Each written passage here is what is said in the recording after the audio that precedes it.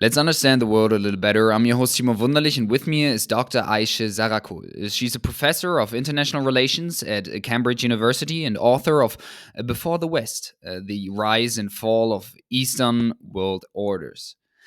Welcome. Hello. Let us first get some definitions right. What is world order? How would you define it?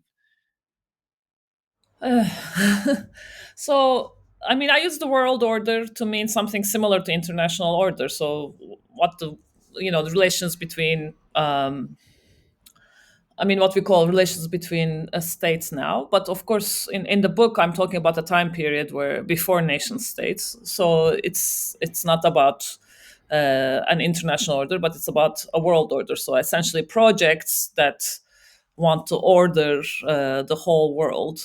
They have these universalizing vision. That's what I'm talking about. So, but when one talks about maybe China becoming the number one spot in the world order, for example, how is that measured?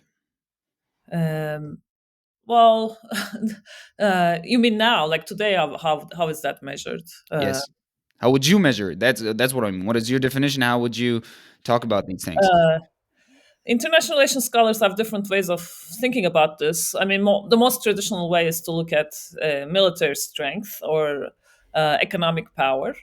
But I am from a school of thought that says, okay, that's important, military strength and economic power, but it's also about um, social influence and the general reputation, status. These things also matter. So it's whether you're being perceived as number one as much as whether you have objectively the metrics of being number one, as you called it. So that's something that's probably harder to measure, right? Yes. So it's about how others see you as much as what you have. Yeah. Yes, Number of animes watched or read in in Western world for Japan, for example. Maybe you know this video. Actually watched it yesterday again from Ray Dalio, how to deal with the changing world order. No, I don't. I don't know the video. I watched it in preparation for this. Ray Dalio is a famous hedge fund manager, and he says, or for him, the indicator for who is at the top in world orders is who has the reserve currency at the moment. Yeah. Um, so, yeah, I think that is important. I suppose. Yes, I'm that's not a metric that we use, but I can see why a hedge fund manager would. Okay. Yes. So Um, that's what I'm kind of wanting to touch upon. Like, how do others maybe measure this differently? uh, Others. I mean, yeah. So it depends on what do you think the world consists of. So if you only care about finance, yes, then that would be a metric. But and of course, I mean that is important, like reserve currency, like what I mean that gives you a lot of power. But it's possible to imagine scenarios where the reserve currency is something because of I don't know, tradition, or people are used to that. But the country itself doesn't have that much influence. It's I wouldn't want to look at one moment in time and derive general lessons from it. That's because I'm not making day-to-day decisions. But of course, if I was making short-term decisions, that might not be a bad shortcut to use. But thinking bigger, in different time periods, that's not always the criteria, obviously. So that Is it is e- a certain kind of order. Is it even possible then to really determine the world order, like critically? um, Well, yeah, I mean, mm, it is possible to the extent we look at different time periods and say this was the main world order. Maybe while you're in it, it's a bit your observations are a bit more limited. But with hindsight, we could say this was the world order. Could you elaborate on that? Maybe in the past, what were the dominant countries? Uh, in the past, what were the dominant countries? Is that Yes. the question? Yeah. Who was number one then? um, Well, um, it has moved back and forth, in different regions. So, uh, in international relations, we tend to look at European history, but in my book, I'm talking about Asian history, and I'm looking at a period between 13th and 17th centuries where Asia and powers in Asia were really dominant. So, I start with the Mongols. I mean, they ruled the world for a while, and then I go down to talk about the Timurids and the Ming, China, and the Ottomans. So, looking at Asian empires, that was a time where they were dominant, and then joining up with the European story with the Habsburgs. And yeah, so there isn't a quick answer because it really depends on the period. Hmm. Hmm. Yeah, okay, but that goes somewhere in the way as Ray Dalio also put it. Um, and do you think it is possible? I feel like there are a lot of especially videos and articles and etc. out there which are talking about, oh, this is a new global world order, and there's always this hyped up topic. Is it even possible to predict these things, and how much of a difference does it actually make for us as a citizen, like as an individual? Um, I mean, social sciences, when you study, human behavior, predictions are always, an approximate business. What we can do is look at historical patterns and, kind of come up with potential scenarios. This could happen. This could happen. So, looking at what's next, 21st century seems to be a period. I mean, some people say there's going to be a new world order, but one could also say there will be a period of disorder, like no order whatsoever until things settle down. Again, depending on which historical analogies you find for the period we're in. Can I briefly interrupt you? What does that mean? No order. We just can't. We are not able to know who is coming out on top, or what does it mean? There's disorder. Disorder. Yeah, when I mean, most of us who are adults now, we've lived in a globalizing world where everything was connected, and there were certain rules of conduct. We're talking about international law or trade or even conduct of war. Even war was orderly in a way, and disorder would be if those things were not true anymore, where we couldn't predict the rules of the game had changed in unpredictable ways. Maybe there were no new rules that were agreed upon, more volatility and unpredictability in the system. Uh, you know, more heterogeneity. Countries. Again, there's like so much convergence on how we organize. Politics, economics, even social life around the world. So if those things were no longer true, then we're talking about a period of disorder. So uh, I mean, there have been historical periods where whether it's because of so there are periods of contraction where for instance bullion like precious metals are not available, which makes overland trade impossible. I mean, if we go back several centuries, right? So that really disrupts order, and then you have like fragmentation or periods of climate change. So for instance, 17th century is a period where the northern hemisphere is much cooler, and that causes all sorts of unpredictable weather events, which has an effect on agriculture and demographics. And as a result, there are many more wars and rebellions and so on. So that's a period of disorder that some historians call the 17th century crisis. So it is possible. I'm not saying this will necessarily happen, but it is possible. You don't always have to have order. There could be periods of prolonged disorder where nobody agrees on what is happening or the rules of engagement. And it matters for regular people because, yeah, it just makes the world less predictable. I mean, already it's hard to be a regular person against the wide world. And our daily lives are made possible by the assumption that when you wake up tomorrow, you kind of know what's going to happen. And that is underwritten by, of course, states, but also by the larger international world order. Um, so if you couldn't rely on those assumptions, if you couldn't rely on that predictability, then life would be generally more stressful, I think. So that's why it matters for the regular person. Does that I guess that kind of goes back to military power as well, like having to be afraid maybe.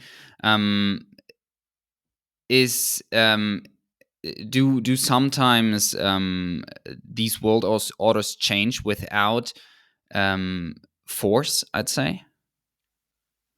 Yeah, I mean, I think often they change. I don't think it's great power rivalry or like war that's really by itself breaks down order. I think it's the unpredictability, like if technological change or climate change or like big structural pressures that we don't know how to cope with, and then we have to come up with new rules. But until you agree on the new rules, of then yeah, it's a crisis period or a disorder period. To go more into the eastern part of the world, let me first ask you, where would you say, we always talk about the east and the west, but where's really that separation? I mean, there isn't a clear separation because these are labels that we've made up, and they don't. I mean, they're not historically. In his different time periods, they meant different things. So there's always an ambiguity to uh, who's east, who's west. So now, like for instance, the area that we call the Middle East used to be called the Near East, and then Greece, for instance, was part of the Near East, and Russia was Turkey. So they were considered, in the beginning of the 20th century. So who belongs where? What these labels describe. That changes over time. So now the fashionable term, at least in English, is global south. So that's come to replace, what used to be called the East, but also what used to be called the Third World. Uh, in recent decades, we've come up with this catch-all category of global south, but that also is problematic because, it assumes the term global south assumes the post-colonial experience defines all non-Western countries, but there are non-Western countries that were not colonized, so the global South label is not good for them. So I guess, I mean, all of that is to say, like, it's hard for me to say this is the East, but in the book, of course, I use the word Eastern world orders, and what I really trying to refer to there is Asia, but I don't say Asia. I mean, I could have said also Eurasia, but those terms have their own connotations. So when we say Asia, we tend to think of East Asia. But what I wanted to cover was the area from Eastern Europe to Japan and from Russia to India, right? The all of geographical Asia, and I didn't want people to think I was just writing about East Asia, so that's why I use the word East. So anything, all parts of Eurasia that are not Europe is what I'm talking about when I say the East. Yeah, I always find that amazing too when somebody talks about the East or says the East. Um, all these countries are so different, and especially Soviet countries to Eastern Chinese countries to the Middle East, and throwing them all in one pot seems so difficult for me. Yeah. But I mean, what I'm trying to show in the book is that if you go back far enough, they have some shared experiences, historical experiences, just as Europe does, European countries do with each other. So, and that shared experience, that's why in the book I start with the Mongols, because the Mongols essentially conquered all of this area. And where they didn't conquer, which would be the Indian subcontinent, their the descendants did. So it's like a shared experience of empire, being under the same empire is what defines this space for much of this space. Yeah. When having studied these empires, the Mongol Empire, for example, and also the others, have you seen similarities before their decline that could have predicted these? Uh, yeah, there are lots of similarities. I mean, that's what the book is talking about. I mean, there's shared institutions, shared uh, experiences, and one of the arguments I'm making in the book is that what we call decline, it wasn't necessarily a material decline or an economic decline. I mean, really, it's not until the 19th century that Europe surpasses Asia. But there's there's sense of decline, like sense of perception of decline sets in before actual material decline, after the loss of a common shared world order. And I think there are lessons for that for the West now. So that I think you could argue the same thing is happening. Uh, Economic decline is not yet present, but people feel like there is decline because there's that loss of social status and being able to order the world as the West used to be able to. So I think it's a similar story in that way. That's really interesting. How would you say the East might be different there than the West? When we had in the past, some of the world orders you mentioned, or in the recent past, not recent past, but the latest number one spots of the book, world order were Western. How would this maybe change when an Eastern country comes up on top? Um, What yeah, difference does it make? this is one of the issues I get into in the conclusion. So just China coming, like let's say China coming to dominate the international order by itself doesn't signal that the international order has changed, as long as China is behaving in ways that are familiar. If China is just going to act like the US, which is possible. I mean, just because it's in Asia doesn't mean there's, as I said, there's a lot of convergence. Um, so I think it makes a difference when the organizing principles change. So it's not just about the identity of who's on top, but it's about whether the organizing rules or values, the underlying values that make up the order, whether they shift. And then that would be a different kind of order. But that doesn't yet seem to be the case. I mean, China is not a Western country, but it's still, for instance, subscribes to the nation state model. It's not challenging that, or it's not challenging the idea that there's a need for international institutions. It has its own, transnational projects, the various overtures over Asia. So it's not acting in, maybe it's acting in ways that are contrary to American interests, but it's not acting in revolutionary ways. It's not trying to change the fabric of international order. So um, the shift that happened between the world orders I discussed and uh, the Western uh, international order is something much more fundamental, and that happened because there was this long period of disorder, and then when order was reconstituted, it had different rules and understandings and values. Yeah. Would you say that will happen? Meaning China overtaking the spot? Um, Overtaking. Well, I think maybe we're headed towards a more. If it's not going to be a period of disorder, I think we're going to uh, we may be headed to a world that has several centers. So it will no longer be Western dominated. But I don't think that it will necessarily be dominated by China either. Um, John Eikenberry, who's another IR scholar, he has this new paper coming out where he talks about a global north, global east, and a global south. So like a world with three centers, almost like, or three blocks. Um, I mean, I don't know that if I fully agree, but I agree with the way he's divided it. But uh, the idea that we may be headed towards a world with several centers, that seems plausible to me. What would the global East then be?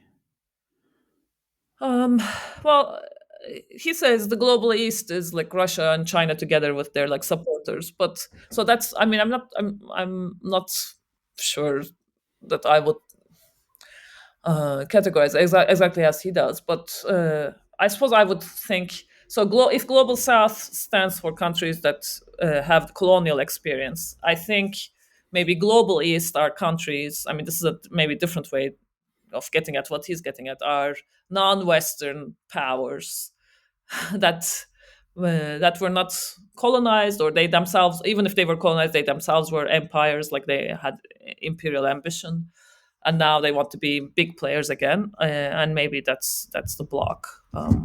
Yeah. What do you see as if one can really find out these single states, or seeing these single states rise, not necessarily to the exact top, but higher, what other contenders besides China do you see? Um, Well, I mean, obviously, Russia has its ambitions, but India. I mean, the thing is, so Turkey. I mean, all non-Western countries with some economic military power want to have a bigger say in the world affairs than they traditionally had in the 20th century. So it's not about any single country, but I think it's generally like there's this idea that the West, the days where like the West, called all the shots are over, and other countries, I mean, also uh, African countries, Brazil, and they countries outside of the global North want to have a bigger say in international affairs. I think in general. Hmm. Do all countries want that, or just I don't think all countries want that, but there are do enough. or don't? Do or don't? I I didn't don't think they understand. all do. I Oh, don't think they all do.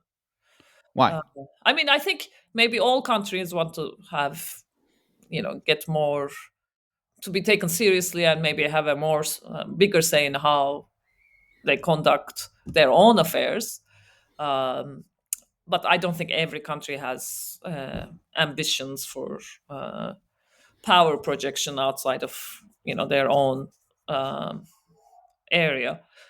I mean, what determines why some countries do and some countries don't? It's complex, but usually history is one factor. If there is uh, a legacy of having been a great power previously, or having, if a country sees itself as the heir to a major empire or something, that those countries are more likely to have ambitious foreign policies in the present, because that's part of the story. We were great.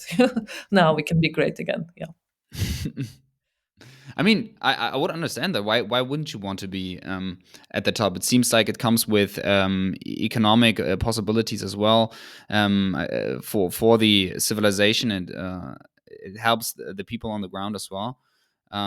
So why wouldn't every country strive for that? Um, because there are costs associated with it. There are, you know, military costs. Having to send soldiers overseas, or expenditures, or becoming targets of criticism, or I don't know, attacks and so on. So there are costs with associated with engagement. So I think some countries may say, um, I don't know. For instance, I mean, like the Scandinavian countries are a good example. They it's not that they don't care. I mean, and they do want to have some say in international affairs, but they're not like trying to become great powers. They're more like this. Our people come first. Our spending is domestic, and then we will, you know, try to influence international outcomes through diplomacy and maybe foreign aid. But we're, not necessarily, you know, trying to dominate, others. And they're doing great. They're doing great with that. I think. We had the Mongols. What other big Asian empires were there? Uh, so, I mean, the Mongols are the greatest, at least in the period I'm looking at, and then I'm looking at the successor empires that were in the Mongol mold. So one of my chapters is about the Ottomans, the Safavids, and the Mughals. That's in the 16th century. So that's, you know, Ottomans cover uh, part of Europe, present day Turkey, Middle East, North Africa.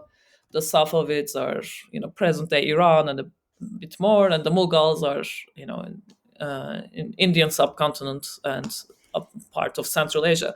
And yeah, they were. I mean, at the time, they between the three of them, they controlled maybe a third of the world's population at the time, and much of the world's economy. So they were quite major empires, and they were primarily competing with each other. Uh, and Europe is starting to come into the view, but Europe is starting from a position of greater disadvantage. So it's only towards the end of 16th century that European powers start catching up with these Asian empires in West Asia. Why did that take so long? Sorry, there. Why so late?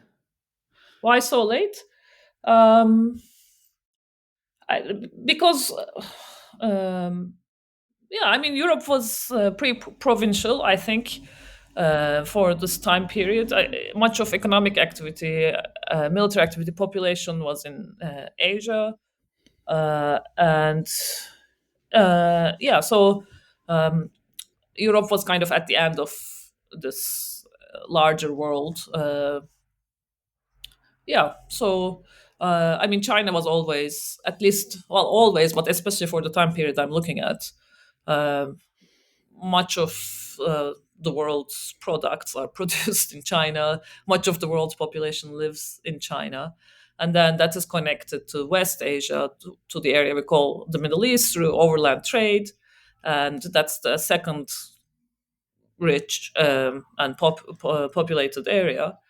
And compared to those two areas, Europe is economically, politically weak, not as many people. It's fragmented politically. There's a lot of infighting and so on. So, yeah, it's not until later that Europe starts catching up.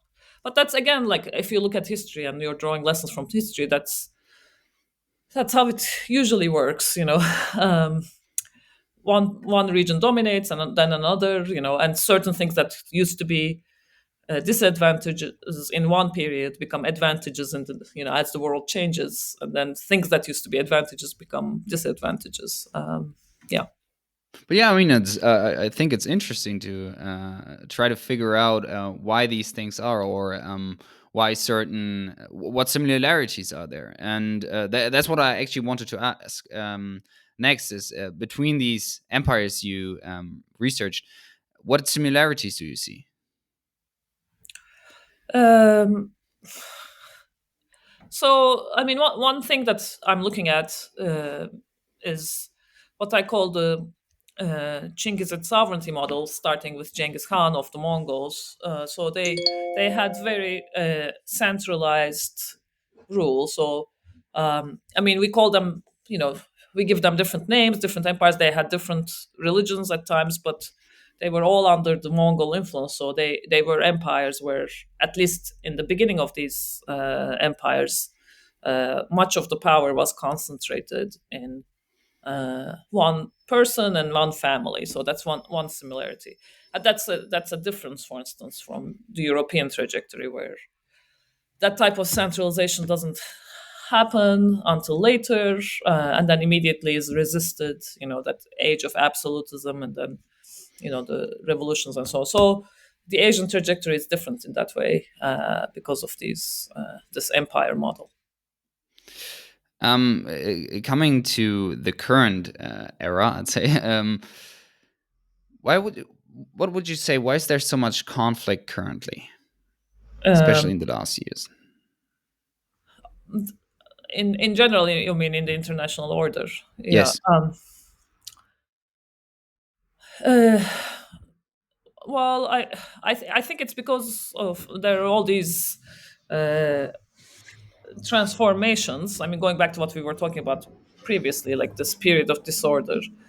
Um, and what's some tools economists have called like polycrisis. It's not just uh, one crisis, right? So there's climate change, there's technological change, there's there are economic, financial oversaturation, tensions, um, demographic issues, all of them. And then once you start having, any one of these would be major problems. And it's also a very connected world. So one thing that happens at one end affects, you may be on the other side of the world, but you cannot fully escape.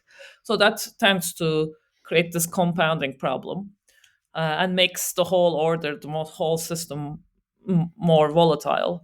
And then, yeah, we have the sense like, in a different time, we may think of what's happening in Ukraine and with Russian invasion and what's happening with Israel and Gaza like as separate events. But because we live in a connected world where connecting them in our minds, it just adds to this sense of crisis. But also the actors involved are connecting them. They're drawing parallels. They're saying this is like that. This is, and the positions that, for instance, U.S. takes in one conflict affects whether it gets support in the other. The same thing with Europe, right? So that connection, uh, I think, yeah, makes the system more volatile, and then it just compounds and spills over. And I think that's why we have this sense of, well, there's so much conflict. Yeah, because things are connected, and there are too many structural pressures. You're Turkish, and for that, I wanted to ask you. Erdogan now said Israel is a war criminal and Hamas are liberators. What does that mean for Erdogan in the Asian region? How does he position himself there? Yeah, so I mean, Erdogan had uh, relations with Hamas before this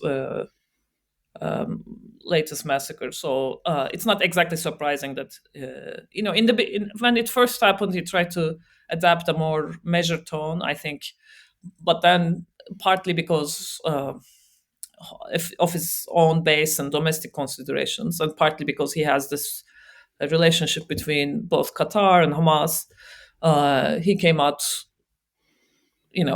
strongly.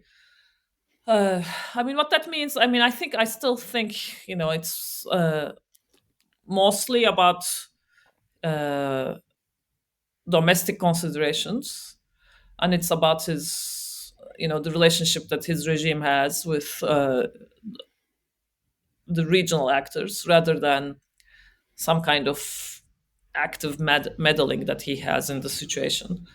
Um, yeah, does that answer your question? Sorry, what exactly was the question? Could you? Yeah, No, that was good. I just wanted to hear what you think, how that uh, maybe changes his position, how he's seen in a way. I'd yeah. say. I mean, generally, Turkey's policy is to play both sides when it can. So, like with Russia and Ukraine, that's what Turkey has been doing. And initially, it seemed that Erdogan would do the same in this situation as well. He came out saying we could talk to both sides, and initially condemned like what happened. But he's changed his rhetoric recently. I think part of it is a response, like to the West giving uh, like a blank check to Israel, both the EU and the US. So I think, but it's the anger about that, which is not just it's not just Islamists that are angry about that. So that has general appeal. So part of it is that. Part of it is, as I said, his close relationship with the Qataris, who are supporters of Hamas. Yeah, so that's what's going on, I think, in that situation. Yeah.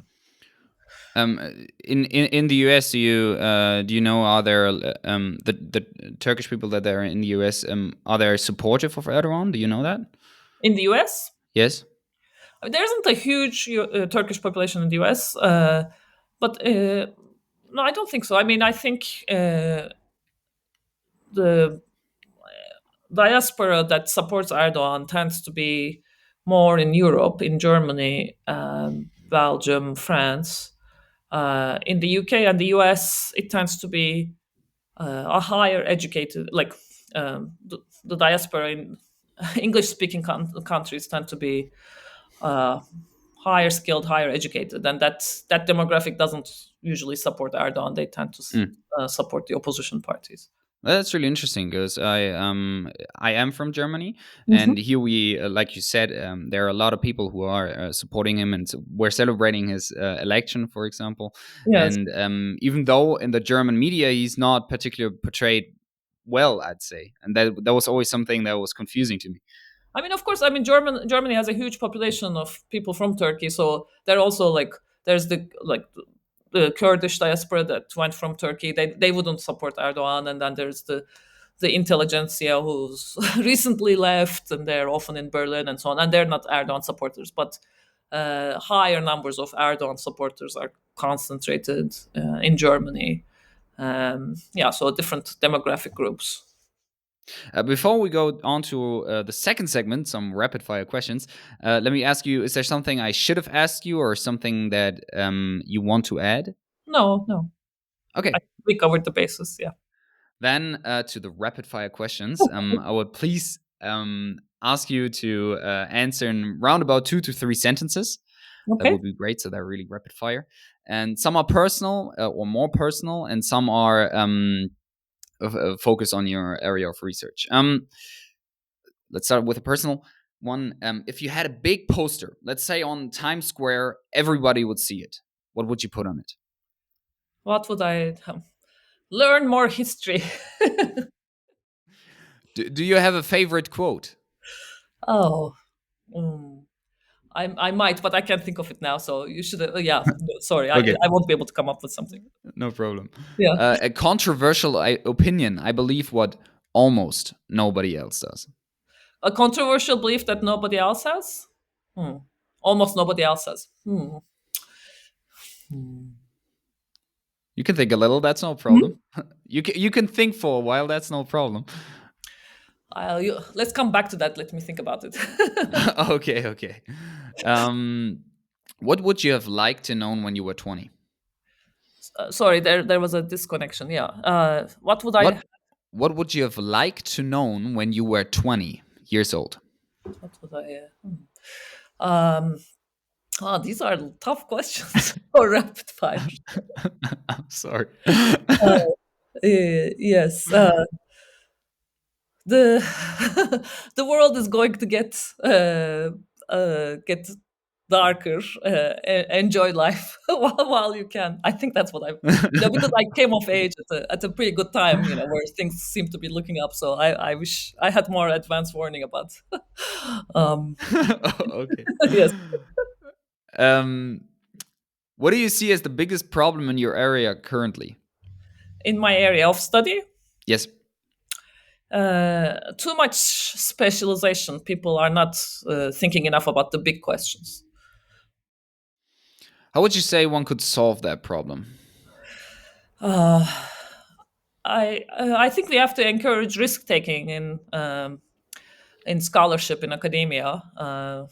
It's just the way universities work. It's become, you know, people tend to conform and do what everybody else does because risk taking is, it's hard to find academic jobs. Yeah, so we need to maybe change the structure of universities. Rethink the university model. What's your newest biggest insight?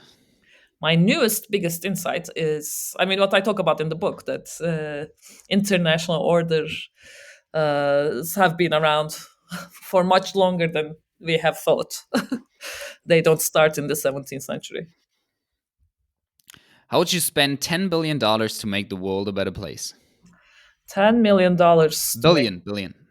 I assume million are not enough. a billion, $10 billion.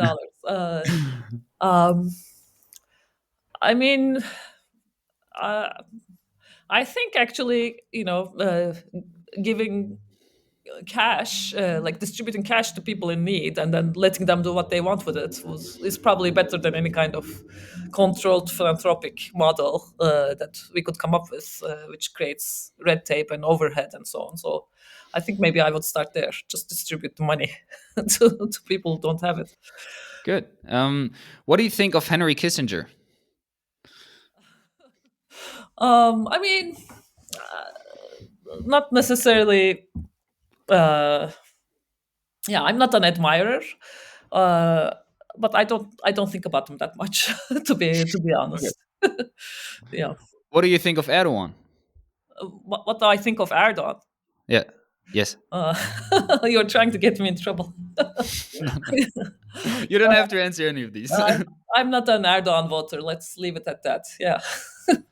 Okay, and back to the question. A controversial opinion. I believe what nobody else does. Is Uh, there something that came to mind?